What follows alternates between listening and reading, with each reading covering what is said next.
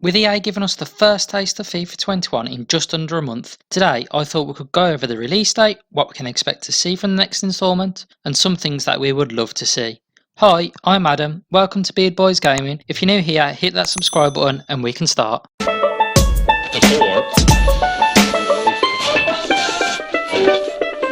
The question that everyone is asking at the minute is, will FIFA 21 be delayed? The simple answer is no it won't. The chances of EA delaying the release date of any game are very slim, and there's one reason for that: money. We all know they're a business, so this doesn't really come as a surprise. So why will delaying the release of FIFA cost EA money, I hear you ask? Well, with the upcoming release of the next generation of consoles in the holiday season, so sometime in November or December, EA will want to get FIFA out and selling on the current generation. So in essence, they can sell us the same game twice.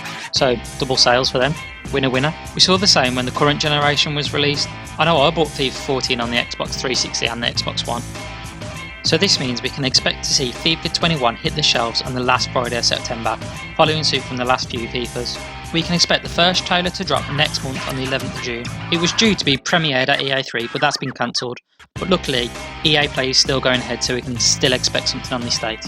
So, what can we expect to see in this first trailer and eventually play in the game?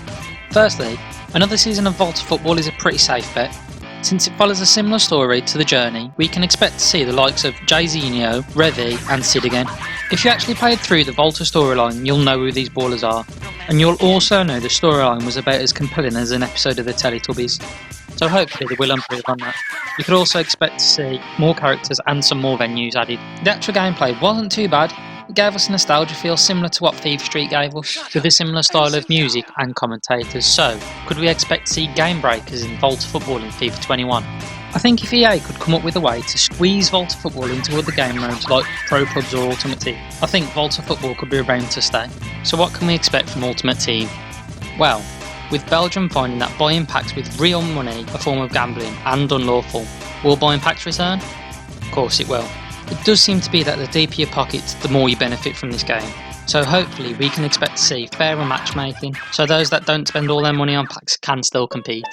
It's safe to say 99% of the developers who work on FIFA only work on Ultimate Team.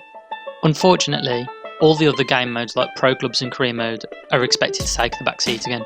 Over the past few years, these game modes have barely changed, with just a few slight differences here and there.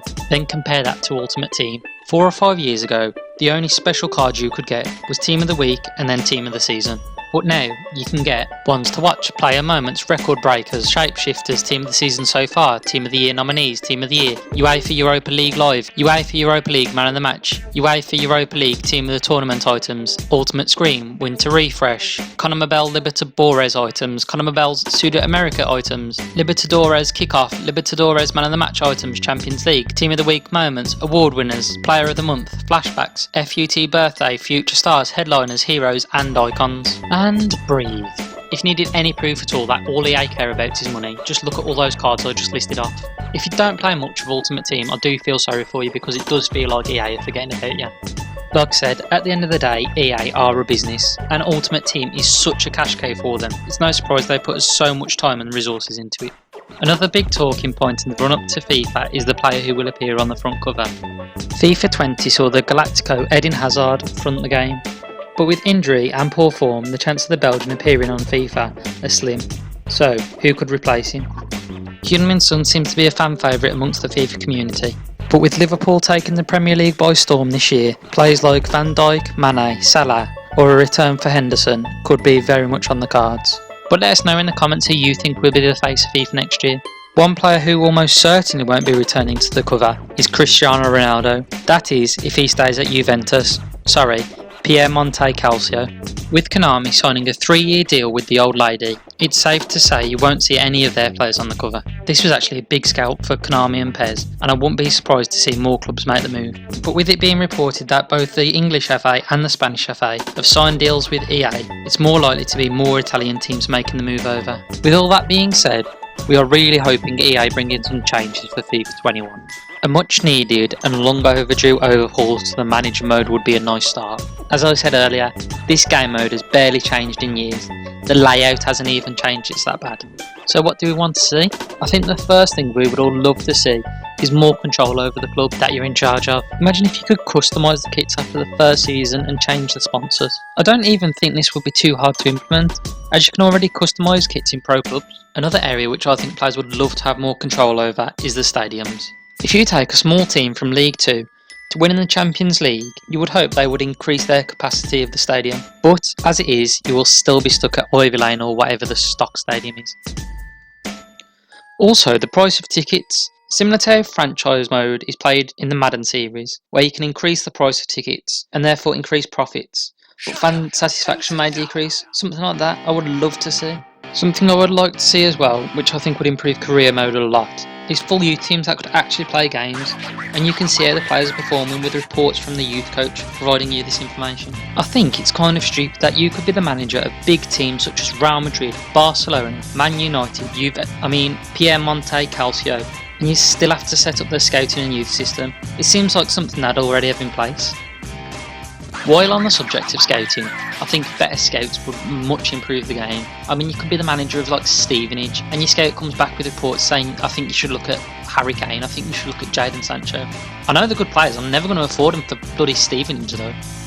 But maybe that's a problem in itself. You can sign any player as long as you pay their wages. Players do not turn you down, it's ridiculous. You're in your second season with like a team like Walsall and you can sign David De Gea on a free transfer just because you can meet his wages.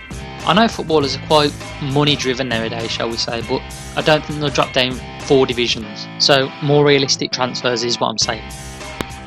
As well, why do I not get club manager offers? I keep getting offers to manage like India or Bolivia or Australia. When I'm a League 2 manager, why am I not getting offers to manage like a championship team or a struggling League 1 team? It just makes no sense.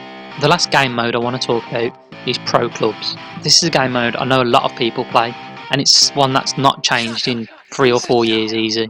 So I think the first thing I would love to see is more detailed badges and kit designs. At the minute, you're limited to set designs, but could you imagine if you could build like a kit or a badge from scratch? Actually, saying that, most people that I know who play FIFA would use like 2 balls and a cockerel, like on the Spurs badge. I think as well, instead of just getting random stock players, even though these can sometimes be the star of your team, players like Derrida, Schultz and Deman, how much better would it be if you actually built the team with players that you got in rewards for winning the division or winning a cup? Because at the minute, there's no rewards in pro clubs.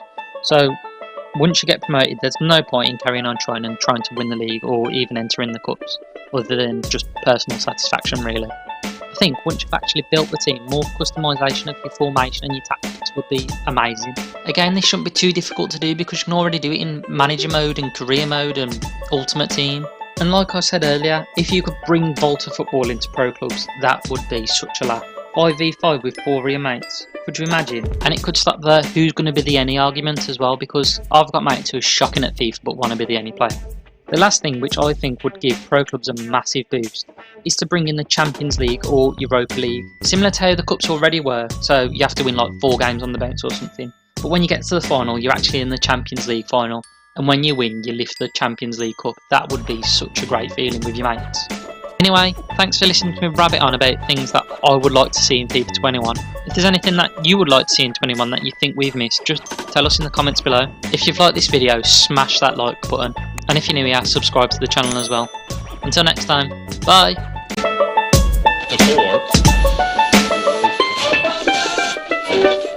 Shut up and sit down.